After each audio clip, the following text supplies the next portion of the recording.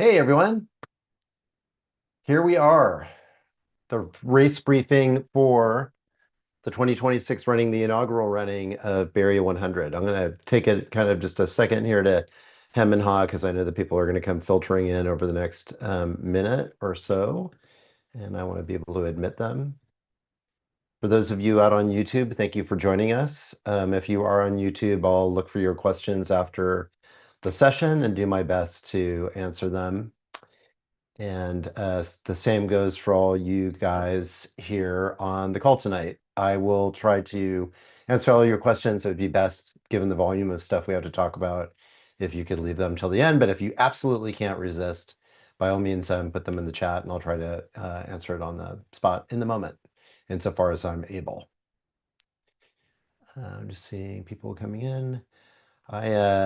As we get ready for this first running of Bay Area 100, as we go through the training camps, as I talk to different people, as I answer the emails, I'm always humbled because there's so many people running the race this year that I've basically known their entire ultra running career. Their first ultra was Skyline, or maybe their second, and I've watched them, many of you evolve over the years of your ultra running, and now this is this big opportunity for you to run a 100-mile race.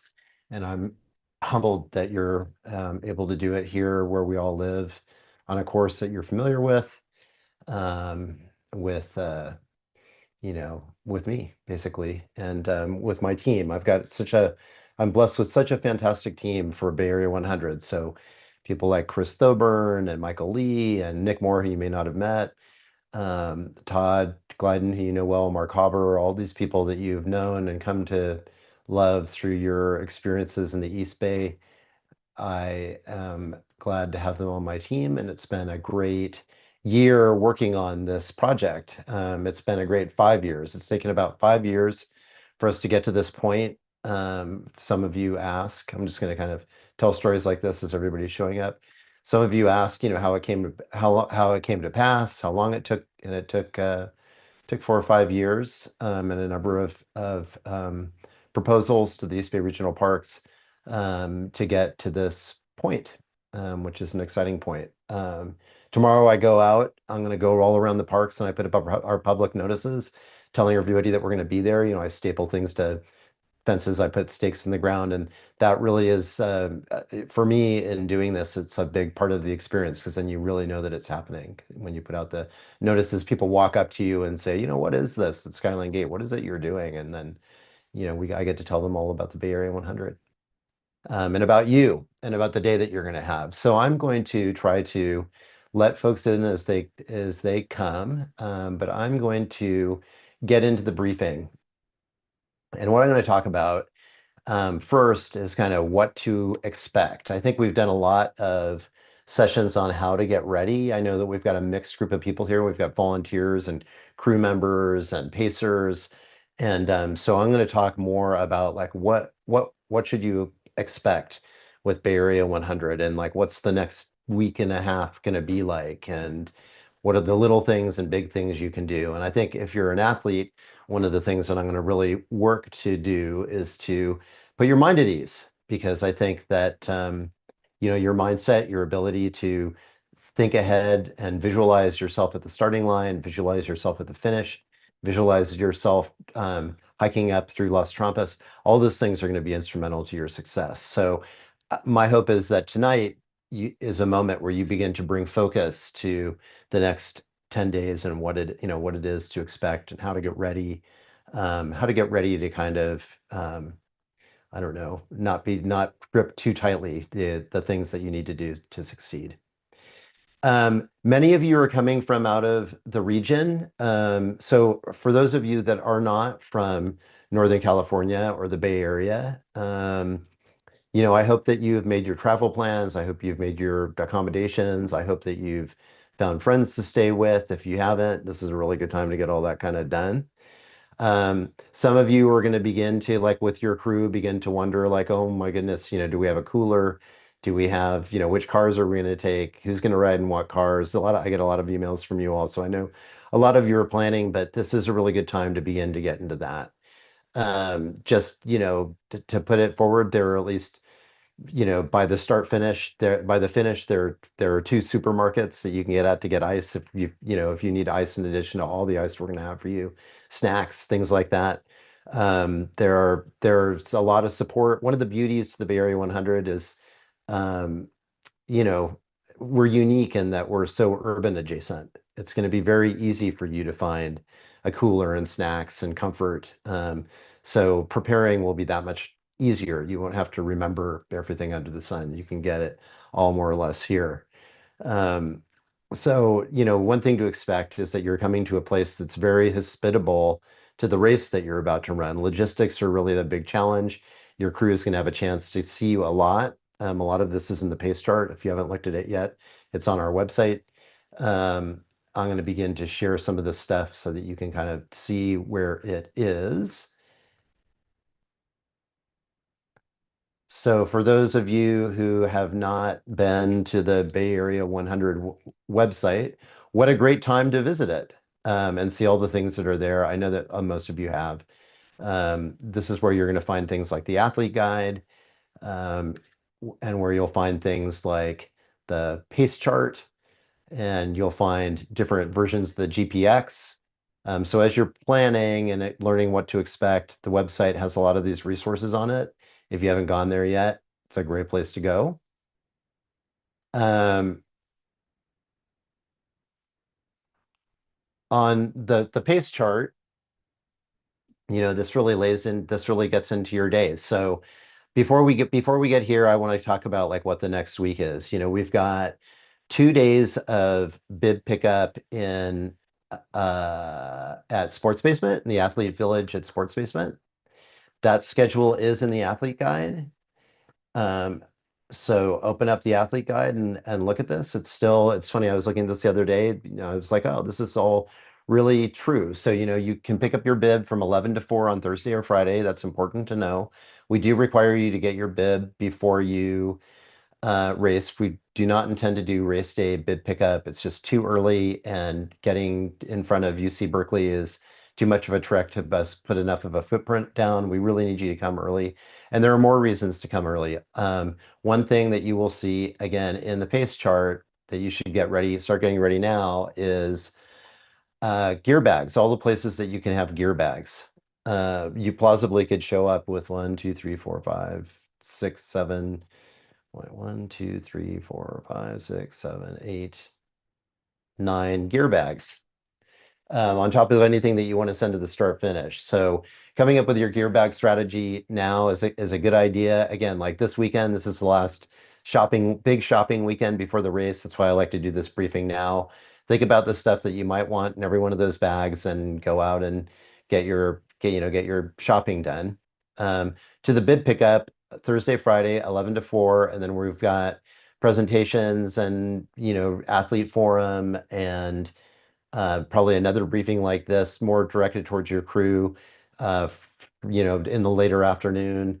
Um, how do I have this set up here? Around 3 o'clock on Friday, we get an athlete panel. 4 o'clock, we have welcome gatherings. So, there will be, if you miss the 11 to 4, we're going to be there for a while, 5 or 6 o'clock. So, if you're late, you're still going to be fine. We'll still be able to take care of you. You are going to want to come with your drop bags to that. So again, preparing now for that. You can find your bib number if you want to see. It's all up on Ultra Sign Up. If you go under entrance, you can see that your bib numbers are here.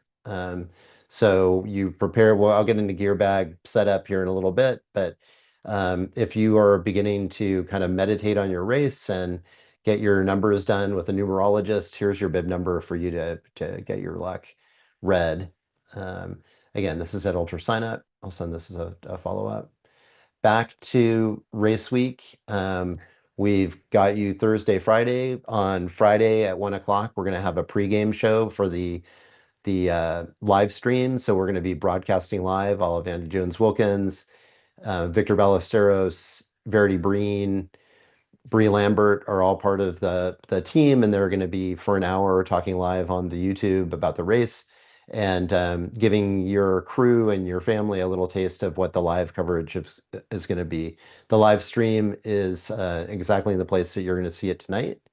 in our YouTube channel, and that will all be out there for you to share with your family. They'll also be able to follow you as you're telling people what to expect now. They're also going to be able to follow you with a live stream of the results. So there are a number of the aid stations where we track you. And so they'll be able to see your number as you go through the aid stations. Not every aid station, but all the aid stations with gear bags will have a feed, and they'll be able to track you as you come and go through those aid stations as well. You'll have links to that. That'll also be on the Bay Area 100 website for you to get to easily, for your team to get through easily. Um, Again, so Thursday, Friday, we are gathering, we are talking, we are all getting ready, we are exhaling. This weekend, we are shopping and getting our gear bags ready. We are gathering our crew and making sure everybody's got all of their plans ready. All that kind of planning you should be working on now. I do know that from some frantic emails I've gotten from some of you that you don't have pacers yet. There's still time to do that. There's probably time to find pacers, I bet, all the way up till the 2 days of the athlete village. And I've known people to get pacers in the event. People just come into an aid station and somebody's there and they just jump in with you. So don't panic if you don't have those things. It's not too late. You can find those folks and you can run that race and have that level of support. One thing I would say, going back to the pace chart and the planning and the ever planning and the buying and the shopping and the gear bag making, is try to visualize the time of day, where you're going to be, and when you're going to be there, according to the pace chart that you think that you're on. So, for example, many of you are going to come into Las Trampas, and many of you are going to have it get dark in that trail between Las Trampas and Chabot staging. Make sure that you have your headlamp there at Las Trampas. So try to visualize your plan in that kind of way. When am I going to need a headlamp? Maybe you should run with it from Rancho Laguna if you're at the back, not because you might need it before you get there at 7 o'clock, but just luck favors the prepared. Likewise, if you think that you're going to, get to darkness at Lake Chabot or Chabot staging, kind of think about what you might need, what time of day it might be, and then along with that, what the weather might be like. So, I mean, these are obvious statements for your gear bag, but it is trending towards being warm, kind of in the afternoon out Rancho Laguna way, Las Trampas and everything. So plan accordingly for that. It's also supposed to be cold. The start, it's supposed to be 50 degrees at the start, which means a lot of you are going to want to start with sleeves on or tops. So, have a plan that is flexible for that. Plan to wear things where you might start with a shell on or something that's warm, and then expect that by the time it's 1 o'clock or 2 o'clock, it's actually going to be pretty warm even over on the Berkeley side of the hills. Try to go through the pace chart, imagine where you are, and then build your plan back from that. Even with your gear bag, you don't necessarily want or need to have the same thing in every bag based on where you think you're going to be in particular times of the day. So that little piece of advice, but again, planning ahead, thinking about where you're going to be at a particular time. I'm going to go now, and I'm going to bring us into the day itself. Hold on a second. Yes, and it will get cold overnight, as Chris has said in the chat. So you're going to plan for both ends. Think, if you're going to get into Lake Chabot and it's going to be cold, you might want to be carrying like a little, you might want to be carrying a top. I'm going to just begin to show, I'm going to show the course. I'm not going to do like a really intense course overview. I feel like we've done a lot of that. It's really kind of discombobulating for me to do that to you because there's so much course to cover and it's hard for you to cover it all. I do recommend that you look again on the website. If you go to the link on the website to Strava or to an embed of the Strava, you can play like a little movie of it as it goes through things. But I'm going to show you, importantly, we're into kind of Saturday morning. So I've gotten a note from a few of you. I said this in an email that I sent to you all the other day. A few of you have asked about parking at the start. Is there going to be parking that I can leave my car for 36 hours at the start? Is there going to be a shuttle from Skyline High to get here. I believe I do not think that you should leave a car here if at all possible. I would recommend that you go to the start or you get a ride to the start with your crew. And then for those of you coming from Skyline High because you need to leave a car because you don't have crew to give you a lift, as I've said, you can park in the neighborhood right adjacent to Skyline High. The neighborhood association's been a great partner to us. They're expecting you to come, but you should get there and you're going to have to Uber or get a ride from the start if you need to leave a car there. We're not providing a shuttle, but it's just as easy to hop in an Uber and get over there. Just make sure that you leave enough time. That's kind of it on the start. It is pretty quiet around the UC Berkeley campus right now. School is out of session. Where this pro turf field with the bear on it, that is on top of a parking structure. So there is parking immediately adjacent to where we are going to be. And where we are going to be is right here above the ticketing area for the football team. I think it's Gate J. I might be mistaken, but we're going to be right in this area. You're going to see us because our lights will be on. For those of you that have a 3 o'clock start, we will be there before 3 o'clock to welcome you and send you off. So look for our lights. We will be there. I will be there personally, so look for me. And we will start you here at 3 o'clock. For those of you coming at 5, starting about 4, we'll be doing the live stream from here with our cast of characters, and we'll be waiting for you. Maybe we'll interview a couple of you, and we will start here. It's really quite. Let's see if I can get like a really, it's going to be a really cool place to be starting a 100-mile race, I think. So we're going to start here. We're going to start you here, and you're going to go along the face of the stadium, and you're going to head out along the road and up to the fire trail. It's just a short little run there. There'll be people leading you, us people cheering, and you're on your way onto the fire trail.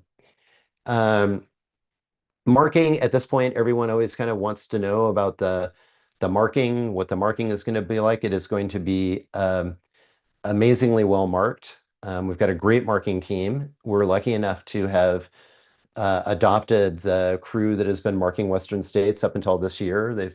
They've retired specifically to do this course with us. The marking is pin flags in the ground, pink. You'll recognize them because they have got our brand on them, and a QR code. No need to stop to scan the QR code. It goes to our website. And so everything's branded. There are directional signs, lots of them. Our model is to try to mark every 250 feet. So you should see a lot of confidence ribbons, throughout the course. And then obviously if there are turns, there's more frequent marking than that. Marking is not going to be a challenge. We've got a real pro team and a lot of redundancy, and have had a lot of philosophical debates about what the proper marking is going to be. So I stand on the shoulder of giants with the marking. It's going to be exquisite. We also have great course marshals. We've got 70 course marshals committed to guiding you through sections of the course. So here at the very beginning, which is going to be really epic, you will have course marshals, and you will be on the uh, the climb that folks know the most, Stonewall. So if you look at all of our pictures, you see our team running up. The background of this is going to be a little bit like our escarpment for Western States. For those of you that have crew that are interested, they can actually get to this point right here. They can drive up, they should leave a little bit of time. They can park down here, they can walk right up, and it would be really quite a scene to have a whole lot of your crew standing at the top of Stonewall welcoming you on your way to the next 99 miles of your race. So, might want to put that in there as a possibility. We certainly will have some of our team up there taking live stream coverage of you all. But that's a little, if you know, and they're certainly welcome up there to cheer you on as you start your journey. The first part of the race, again, I try not to go through each step, but I'm going to go through kind of the regions. You're going to go through along the Strawberry Trail. This is all Strawberry Canyon Trail, the Jordan Trail. It's nice and flat all through the beginning. You get to uh, Grizzly Peak, which is your first aid station. We're going to have a lot of our folks from Sports Basement there, and they're looking forward to greeting you. And it's about 4 miles in. You may or may not want anything, but it's there if you want it. All the aid stations are well stocked. So again, to that question about what can I expect, many of you have run with us before. Many of you, these are pretty OG stocked aid stations where you can expect um, Scratch is our sports drink. Goo is our nutrition partner. You can also expect water, soda pop, chips, potatoes, fruit, a lot of different kinds of fruit, bananas, melon, watermelon, peanut butter and jelly sandwiches, usually sweet things, usually hard candies. And from the very get-go, you're going to kind of see stuff like that. So it is really common now for people to carry a lot of to have really well-developed nutrition strategies. And God bless you for doing that. But if you're just relying on aid stations, we're there for you, and you're going to have a lot of great support. Yeah, all of our aid stations, I'm kind of in awe of the job that Chris has done really in recruiting the aid stations. We have 20 aid stations. Almost every aid station is led by a great group, you know. So I mean, the bandits obviously with Chris are in Bort Meadow. Badass Front Run with Sports Spaceman is the first one. The Nomadic Adventure group is at Inspiration. SFRC is at Wildcat. It goes on and on. I'm not going to do a roll call now. I'll do that later when we get into the thank yous. You now are going to be going through the section of the race that I refer to as kind of the bay view. So when you get up into this next part of the course, this big loop, you're going to have really striking views of the bay and of the community of Marin. You can wave at SFRC over there and at Victor Ballesteros' house. And then at the same time, you're going to be able to see all the way around here to Benicia, all the way out to Mount Diablo, all the way out there. You're going to be able to have one of these 360 views where you can also look all the way back. And if you're so inclined, see all the way down to San Jose. It's really striking up here. You're going to love it. It is good. Again, it's still going to be cool. You're going to go up. You're going to come down through Inspiration. You're going to go out to Wildcat. These are very runnable miles in through here. All the way out to Wildcat is Nut Down. So you're going to have a really great runnable time through here. And then you're going to come out of the first aid station. This is your first crew point. So you can have crew here. I would say one thing as you're thinking about your crew plans, you should probably go through and do drive times between all of these different places. The one thing about Wildcat, it is your first crew point. It's super exciting to be there. It is also at a relatively remote. Wildcat and Las Trampas are the longest drive times. Let me just put it that way. You know, it can take 20, 30 minutes to get out to Wildcat and then to get to the next spot. So plenty of time for someone to support you at Wildcat and drive to the next place that they can support you. But if you've got crew, you might want to look at if you've got more than one crew, you might want to look at like who's going here, who's staging somewhere else, things like that. Do try to get look at the directions and do the drive. Make sure your crew does the drive time. You're going to come back up to the peak and then have a really long net uphill to back up to the top of Bayview. You're on Seaview Trail now. You're down to steam trains, and you're running in this section. You know, it's still going to be cool. It will starting to get warmer. Often it's cool here all year round. Berkeley's supposed to get up into, as of today, as high as 80. So you might be getting into the 70s and things like that. At this point, it will start to get warm. These sections are all runnable. You go out through Sibley. Again, look at where you can be getting gear bags. There's not a lot of crew in this middle section until you get out into Valley Vista. So if you can see here, let's see if I can get a nice turn. This this crest of hills separates the, the flatlands and the bay from from Contra Costa County and the Los Trampas land. Once you get over that hill, it gets quite a bit warmer. You don't have the benefit of the sea breeze, and it will start to heat up. You're going to get up. So as you begin to think about your plans for Valley Vista, Rancho Laguna, Los Trampas, through here, no matter when you're running, it's going to be warm through there. It's warm, and it's also, you're running up. If you look at the elevation profile, so we're in through here, you've got some really big climbs. When you're on those climbs, you're going to get thermals, you're going to see hot hawks. I would preach caution, excuse me, patience and caution. Caution, I would say make sure that you're getting ice when you come through Rancho Laguna and Valley Vista before you head out into this section. If you've got something like this, which is like a nifty ice bandana, um, by all means, fill up that with ice, put ice in your pack. For those of you, just as an aside about cooling, if you haven't done a lot of running when it's hot, remember the back of your neck is really the thing that you want to cool off. That regulates your core temperature. So getting an ice bandana around your neck, cooling you off, that's the kind of thing you might pick up at Sports Basement, or before if you can get that on Amazon. This time of the year, they can become kind of precious to get to. I know that we have set aside. I know that Run Rabbit has put aside a number, 30 of these for us to distribute or to sell to people basically at Sports Basement. So we're working on our end to make sure that you've got access to things to get you in the ice. Many of you have been out either in training camp into this section of the course, and I've referred to this to some of you.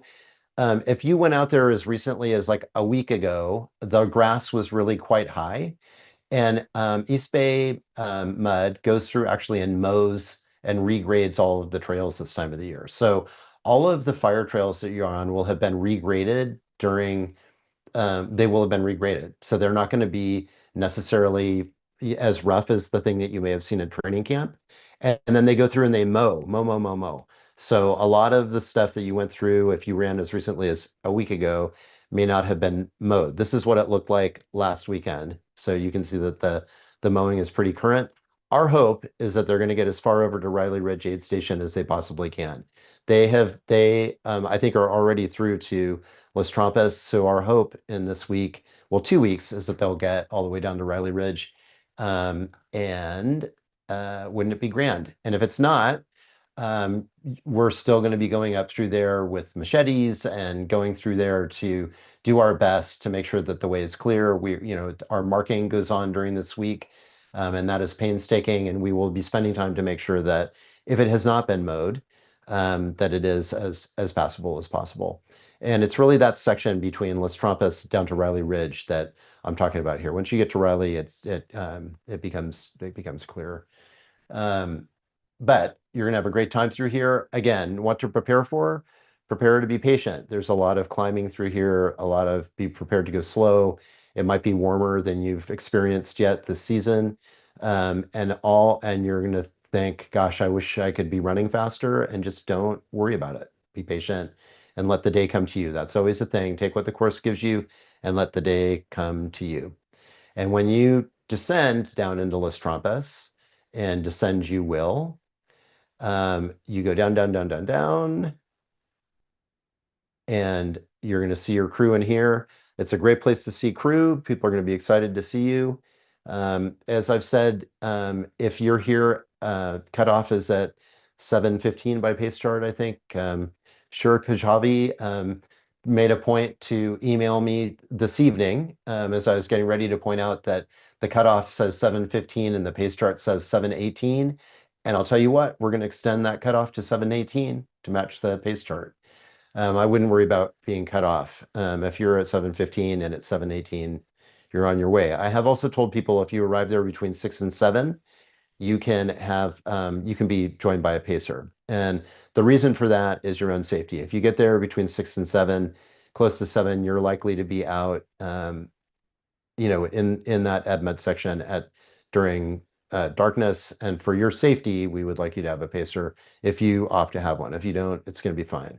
But do have a headlamp. They're waiting for you, and you're off on your way.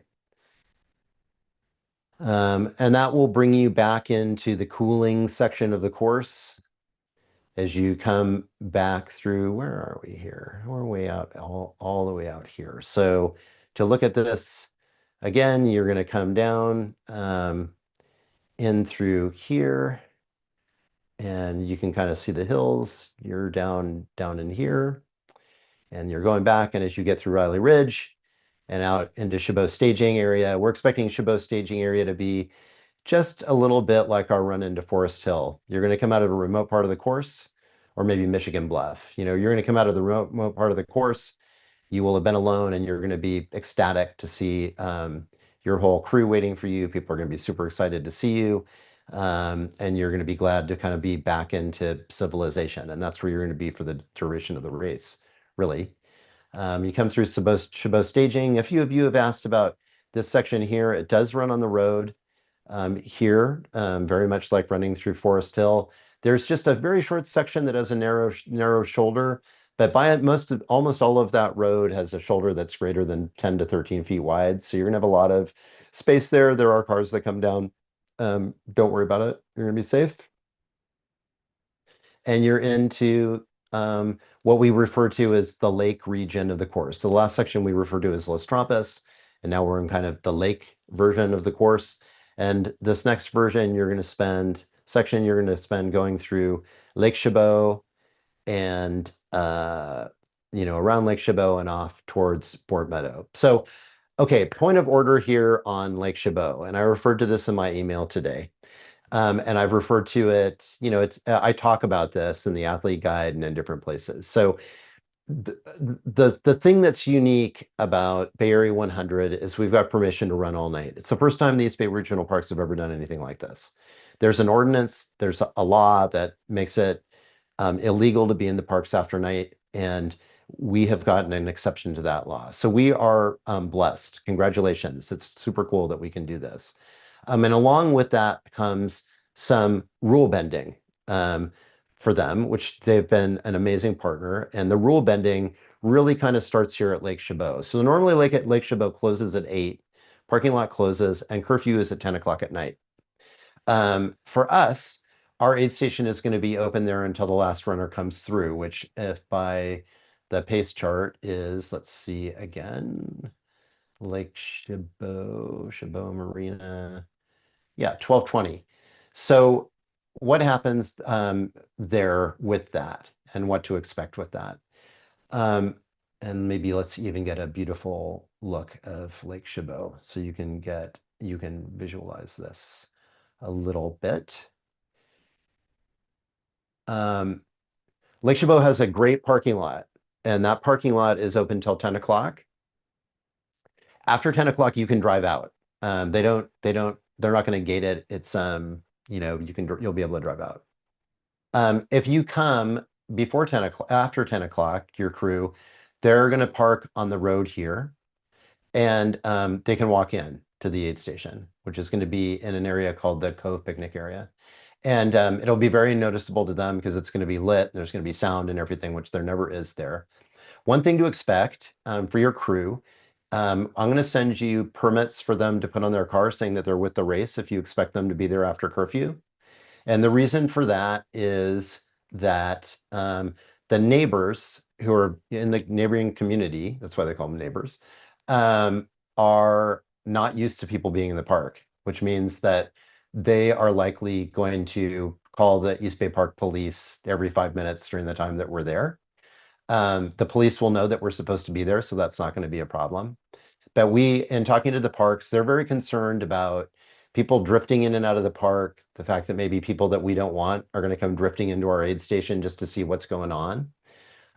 So we're working with them to ensure two things. One, that the cars that are there, we roughly know that the cars are supposed to be there. They're not going to tow any car, but I'm going to send you a pass. I want your crew's cars to have a sign that says, they're with the race. There will probably also be a pass that we'll ask them to carry, and we'll probably put like just stickers on them at the aid station so that we know that the people that are with the race, there to support you are supposed to be there. And they can come at any time. All these places, they can come at any time. Your crew can be there from 2 in the afternoon until 12:30 when you arrive. We'll have food. It's a nice place to be. There's a beautiful lawn. But those are the two things that would be helpful if you would advise your crew to have. And I'll follow up in writing on this, and you'll have stuff to print out and share. Um, I'm just going to take a quick second because I do see a couple of questions coming through. Oh, Chris, you are having a look at this. So, Chris, why don't you let me know just to say thank you very much for answering the questions, Chris. Um, this is going to be a super is incredibly going to be incredible. All these aid stations are going to be super fun. I mean, every aid station we have has some incredible plan to amuse you and amuse your friends and family, and to send you on your way with a sense of the epic. Run Riot Santa Cruz is going to be leading this aid station. The last aid station, Chabot Staging, is led by the Dusty Bottoms. Those two groups really know how to bring the cheer, so you're going to be excited to see them. These are going to be great aid stations. They're going to send you off into the night, and many of you are going to be in night mode at this point. Have a pacer from Chabot Staging, and you're going to be into night mode at this point. But those are the ground rules about being at Lake Chabot, just so you know what they are. Again, everyone's welcome. If they don't have a parking pass, that is not net going to be a big problem. But I do want, as insofar as we can, I want to know that people are supposed to be there. And then likewise, going into the aid station, if you don't have a little tag that says that you're supposed to be there, we'll say, hey, who are you? Who are you supporting? Put a little tag on you, just so that we know that everything there is good. That the parks have asked us to do that, and I think we want to do it as well. These places are really, when I talk about strangers coming in and everything, these places are legitimately remote, even though we're in the city. I mean, I often for Skyline and Fire Trails will sleep at the station to watch our gear, and it's could not be quieter in the middle of the night here. So, we're not gonna, it's totally safe and nice. Um, Off you are in your race, and you're gonna go around Lake Chabot, and you're going to go through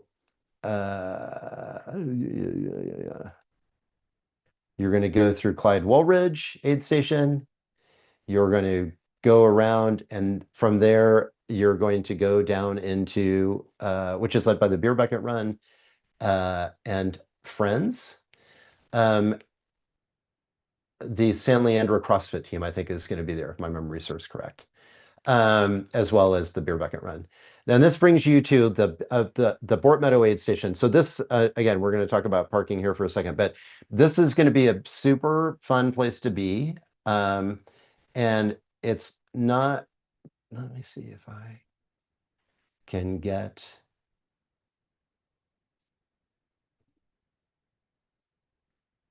a good view on it.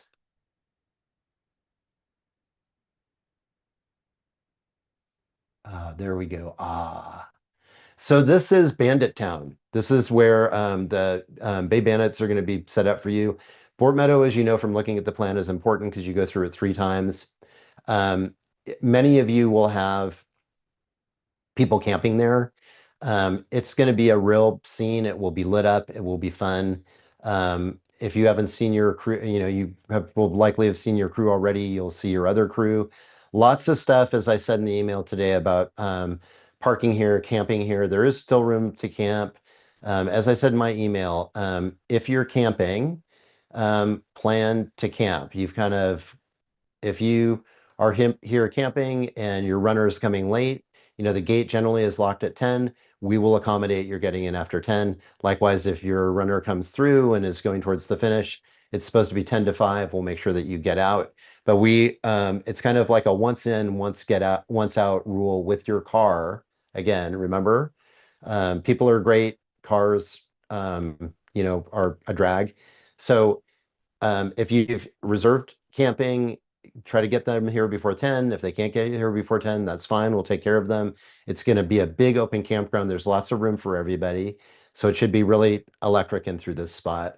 If you're coming here and you're coming here camping, there's a market up at the top of Redwood Road. Skyline Community Market is a great place to get food to bring down and cook or eat, show up with food. We're not going to have a lot of extra food for people. We're not planning to cook for people.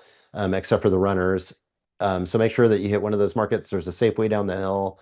All of that stuff is kind of nearby. So if you've forgotten it till now, you can get it. As I said in my message, we have allowed parking and access both for the upper lot, temporary, and the lower lot. So this is the lower lot parking that I've talked about right here. And up here is the staging area for the temporary parking. Now, the idea of the temporary parking is that it's really drop off, pick up, drop off. So, if you've got a crew of 5 and they want to get down to see you, the person who's bringing you should really drop you off. There's room for about 20 cars there. I believe, as I said, that even if everybody came and stayed for a while, there should be room for everybody just because the race gets so spread out and people are coming and going. But you should really make a plan that assumes that you can only be there for 20 or 30 minutes, that somebody is dropping your crew off, and that they're going to come back and pick them up. If they don't, that's going to happen anyways because the parking lot will fill up and they'll only be able to drop off and pick up. So you should plan for that anyways. If you get in and there's plenty of room to park, then it's pretty much fine. But you should plan. It's about a third of a mile from here, the top, down to the aid station. So if people are coming to meet you, they're going to have to make this little walk down. So there's a single track here to the area. So like plan around all this stuff. The reason to have people coming and going is one of the best support sites, one of the best places to get pacers in the middle of the night is the next series of aid stations over at Science Center, which I'm going to show you in a second, which it has all kinds of space for people to get to you, and it's a great place to start your spacer. It's about 25 miles out. So get your mind around that. If you signed up for temporary parking because you think that you can park there for 5 hours, please don't do that. If you do that, other people are going to have problems getting in and out.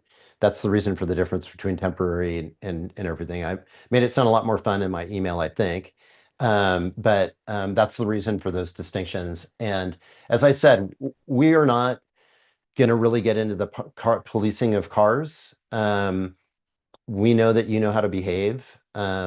We would never DQ somebody because their crew parked there too long. Are not going to go up there and tow anybody or anything like that. But the more courteous you are with your plan, the better you make the time for everybody else. And we all know what that is like. So again, everyone's welcome down in the meadow. As many people, infinite people in the meadow, just finite cars, just the incoming and going of cars is an issue. Again, with the parks, this is an incredible privilege for us even to be doing this. The idea, normally the rule is if you have Chabot campground, people have to be there before 10 and they can't leave before 5. So all kinds of rule bending for us and the race. And we should be grateful to the East Bay Parks for letting us do this. The whole people parking in the top and walking down, just like Lake Chabot, that's something that they don't really go for. It's kind of a nightmare to them. The fact that we're doing it, they trust us to do this correctly. So please prove me right on this one. The aid station is going to be super, super fun. I'm not going to give away all the stuff that Chris Thoburn and the Bandits have planned, but except for to say Glofari. And if you're a parent, if you're at least if you're an East Bay parent, Anyways, don't want to give away too much. From here, you're going into Redwood. You're going up, kind of. There is a fair amount of climb, like gradual climb, and you're going to get over to. Let me follow my. It says McDonald's here, but the aid station is actually at a place called Big Bear. You will get here, no crew here.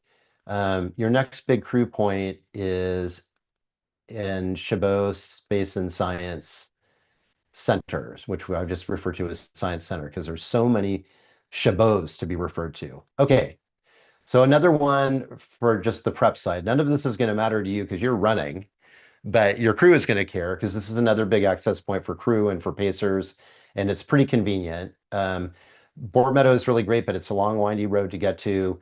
Chabot Space Center is really easy to get to. It's got huge parking. You can park in the parking structure, this is the thing right here, and then people can walk to where the aid station is going to be. The aid station is going to be here at the back of this parking lot. We do ask that you not, if you drive up here and you try to get to it, you're going to be turned around and have to go back. There's a little parking here. This is a huge aid station, so you can easily walk down here. It's not a very long walk. And our friends at Inside Trail are going to be hosting you here with a great aid station that they too have an incredibly fun plan for that I'm not going to tell you about because you're running and I want to keep the surprises coming. Again, your crew is totally welcome here to park. They're welcome to come out with their beach chairs and just sit out there. There's a lot of room. It's a beautiful place to be. It's going to be a fun place to be. Middle of the night. So this is should be a really big aid station. This is a really big alt access point for those of you that don't want to get caught up in Bort Meadow and whether you can or cannot get down there. If your crew sees you for the last time at mile 75 and then not till the finish, you're going to be fine. There are plenty of ultra 100-mile races for that's the reality. So there. You will go from here. For those of us who are local, you're going to get to run down through the stream trail. These are all trails that, again, I mean, I think first runner gets here at around 6 o'clock at night. Last runner gets here about 6 in the morning. You're running all through this period of time that nobody ever gets to run down through Redwood Regional Park. So it should be magical and fun and neat. You run down through the canopy on the stream trail and back to McDonald, and then back to our good friends at Bort Meadow. If I can see where that is, back, you're back to Bort Meadow, and then you're going to go from Bort Meadow out towards Marciel. This is a long rolling trail, and at this point, how best to describe this?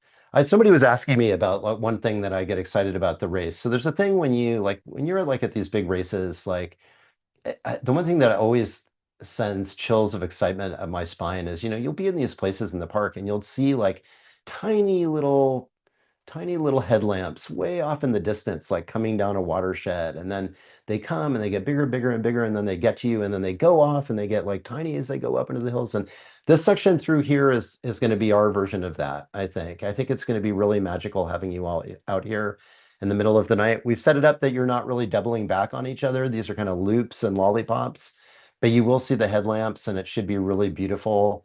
And even magical in the middle of the night. Many of you will come, and this will be your second day, and it will all be, reviewed. And these are kind of wide trails, wide fire trails to run down. So your footing will be sure, and you're going to get out to Marciel. So I have had a few questions about Marciel.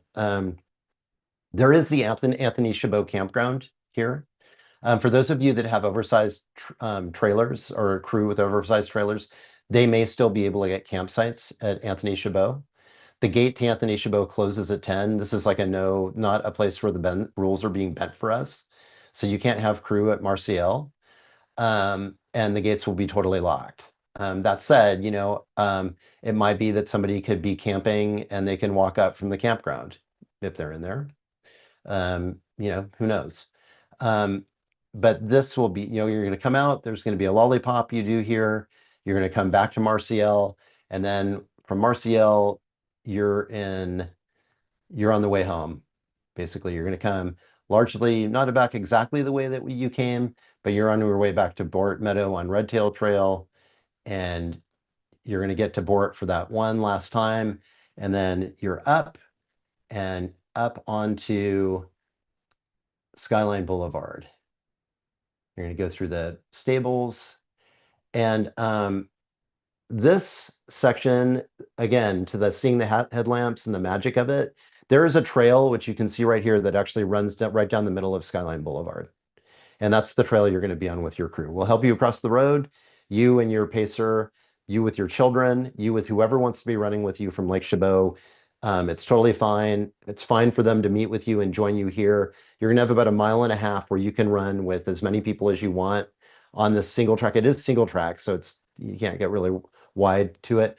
Do stay on the single track. Don't get off into the road. There still are cars that drive. The roads are open. So for your safety, please do not run on the shoulder of the road. Follow our marking and stay on the trail in the middle of the road. And you're going to have a magical march. You can see how the trailer comes through here, all the way to around and down by the neighborhoods, by the cheering community members, and then you're going to end up here on the track at Skyline High, where I'm going to greet you. And I'm looking forward to that. You're going to receive a finisher's medal. You're going to receive your buckles. You're going to receive your family. If they haven't run with you to this point, I encourage them to come run with you on the track.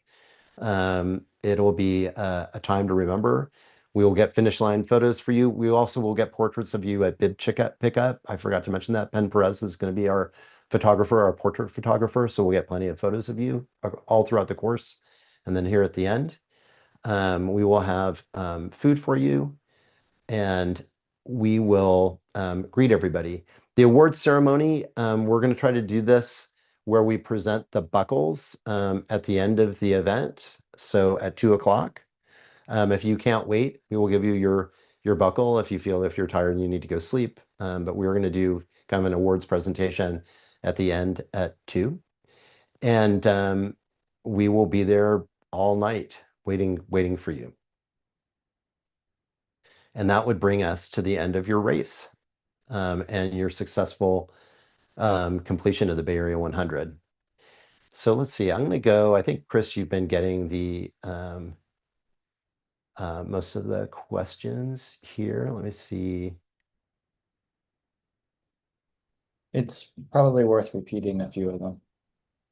Okay. Do you want to, Chris, you want to call out the, let me make, since you've been, I'm going to stop the share. I'm going to make you a co-host.